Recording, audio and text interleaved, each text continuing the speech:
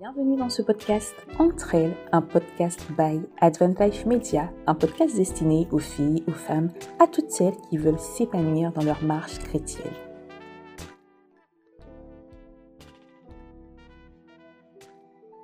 Hello chère femme, je te souhaite la bienvenue dans ce nouveau podcast. Aujourd'hui, on va parler d'un sujet aussi intime que bouleversant, celui de devenir maman et de ne pas se reconnaître dans ce rôle-là. Ce moment que beaucoup attendent avec joie peut parfois nous plonger dans une profonde confusion intérieure. On devient maman et pourtant, on a du mal à se retrouver. On se sent perdu, étrangère à soi-même, coupé de qui on était avant. Si tu vis cela, sache que tu n'es pas seul. Ce que tu ressens est un phénomène qui est décrit par plusieurs psychologues. C'est une transformation identitaire majeure que nous allons voir aujourd'hui parce qu'aujourd'hui j'accueille Gladys qui est psychologue et spécialiste de la périnatalité. Bonjour Gladys. Bonjour Samantha. Bienvenue à toi. Merci. Aujourd'hui Gladys, tu vas nous aider à mettre des mots pour pouvoir mieux comprendre ce processus et je le crois, tes mots vont encourager plus d'une maman. Alors, comment faire, Gladys, quand on devient maman, mais qu'on ne se sent pas maman? Est-ce que ce sentiment est fréquent? Alors, il faut savoir que l'état d'être mère, l'entrée dans la maternité, vient chambouler à plusieurs égards, dans le sens où vont se bousculer le passé, le présent et le futur.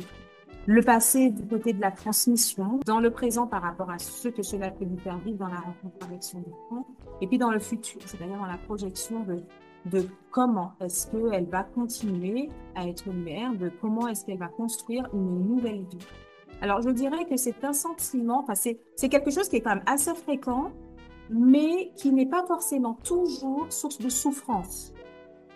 Ça peut être fréquent et donc assez rapidement, la femme peut se remobiliser et trouver d'autres repères.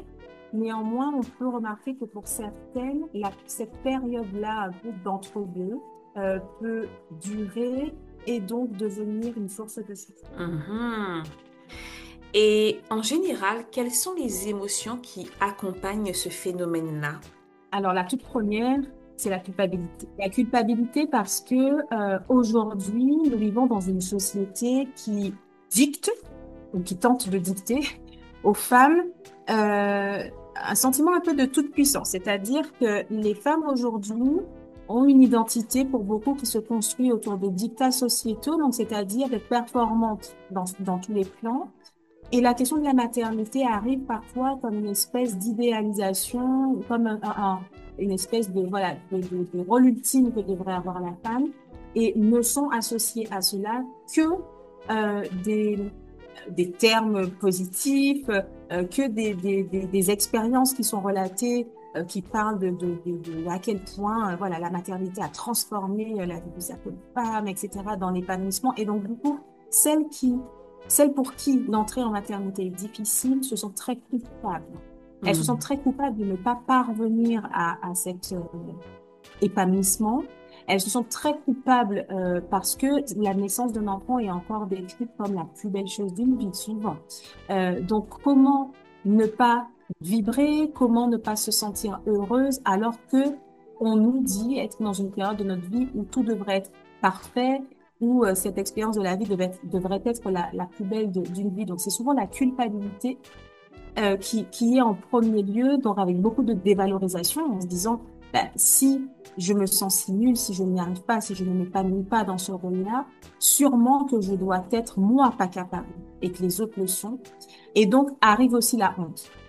La honte et donc le silence. C'est pour ça que je disais que finalement c'est un phénomène qui est fréquent, oui et non, mais aussi parce que beaucoup de femmes n'en parlent pas. C'est-à-dire qu'aujourd'hui, je pense que statistiquement parlant, on est très loin de la réalité. D'accord. Est-ce qu'on peut parler ici, Gladys, du fait que ces mamans vivent une forme de dépression, une ambivalence avec ce qu'elles ont été et ce qu'elles deviennent et ne parviennent pas à passer le cap en fait? Tout à fait. En fait, ce qui va se passer quand une femme devient mère, en fait, il y a un deuil à faire. Mhm. Ce deuil-là, on n'en parle pas. Il y a quelque chose qui est véhiculé comme étant naturel. C'est pour ça qu'on parle souvent de l'instinct maternel, etc. Et donc, certaines femmes ne vivent pas ça comme ça.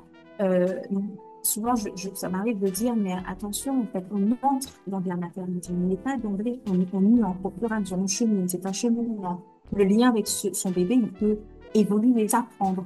On peut s'apprivoiser, on peut apprendre à s'aimer. Ce n'est pas toujours quelque chose de spontané, d'évident, en fonction du contexte de grossesse, en fonction de la relation qu'on a pu avoir avec notre propre mère, en fonction des difficultés justement mesurées pendant la grossesse, au moment de l'accouchement, un accouchement traumatique emmènera un lien très particulier à son enfant, par exemple.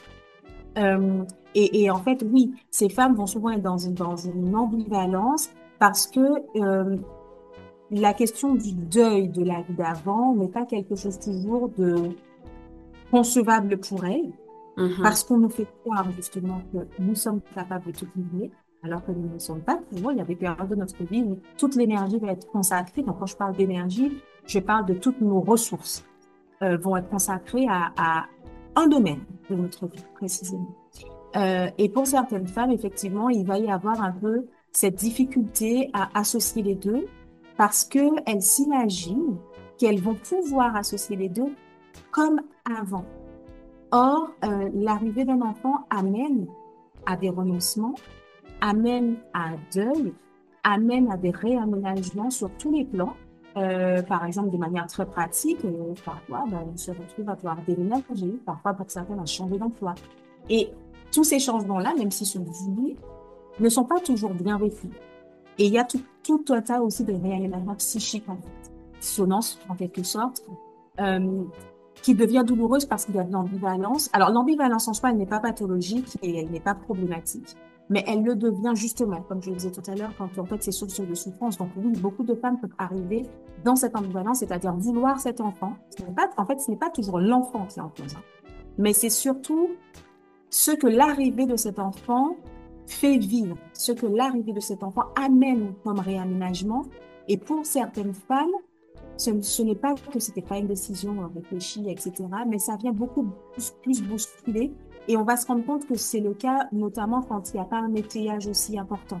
Mhm. Une femme qui se retrouve peut-être voilà, avec la famille un peu loin, avec voilà, peu de liens peut-être aussi à l'hypo, etc., va avoir une entrée dans la maternité un peu plus douloureuse si elle a du mal à se réajuster au niveau de ses différents rôles, c'est-à-dire en tant que femme, en tant que conjointe parfois, et en tant que mère. D'accord. C'est vrai que j'ai déjà lu ou entendu certaines femmes parler de leurs angoisses liées à l'arrivée de leur enfant. Est-ce que je vais l'aimer? Est-ce que je ferai ce qu'il faut pour pouvoir prendre soin de lui?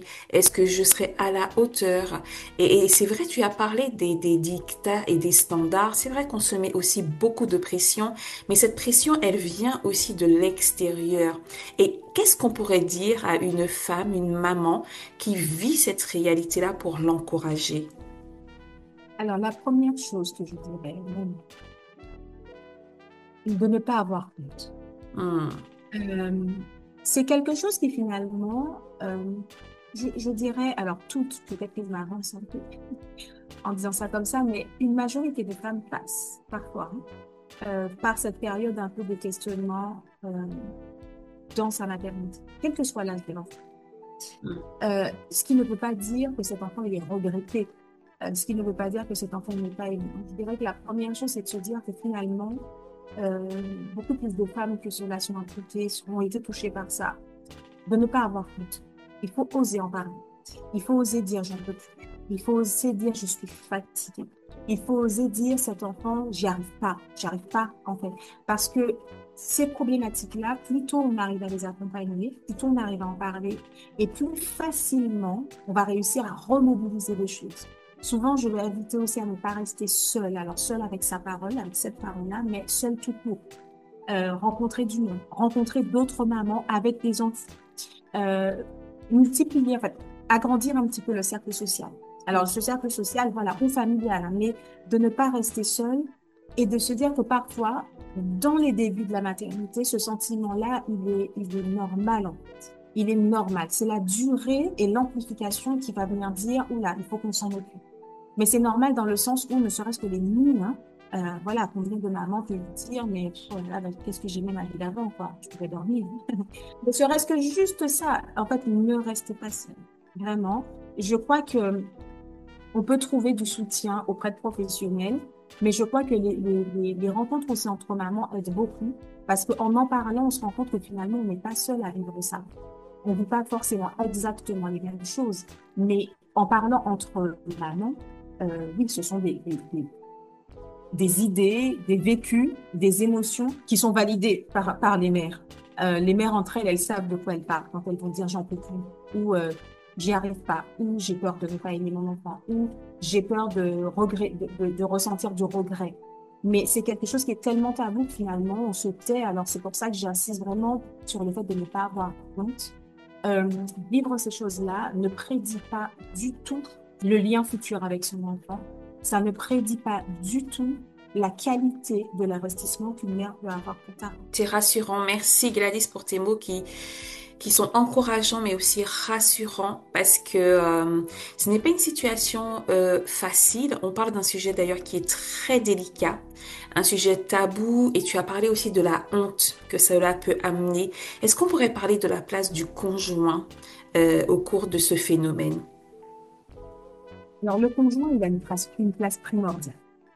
On s'est rendu compte, les études ont montré que statistiquement parlant, par exemple, pour parler de la dépression du postpartum, les femmes qui ont euh, souffert de dépression du postpartum, l'un des indicateurs qui revient très, très fréquemment, c'est l'absence d'un conjoint. On s'est rendu compte que finalement, avoir un conjoint étayant, présent et investi est un facteur de protection contre ces sentiments-là et contre la dépression du postpartum. Alors, c'est pas le seul facteur protecteur, mais la place du conjoint est primordiale. Le conjoint, dans cette phase-là, peut justement être un relais, par exemple. La femme qui vit une entrée difficile dans la maternité, en ayant du relais, peut justement avoir son espace à elle qui est préservé un peu et un espace qui n'est pas finalement englouti en complètement par l'arrivée de cet enfant.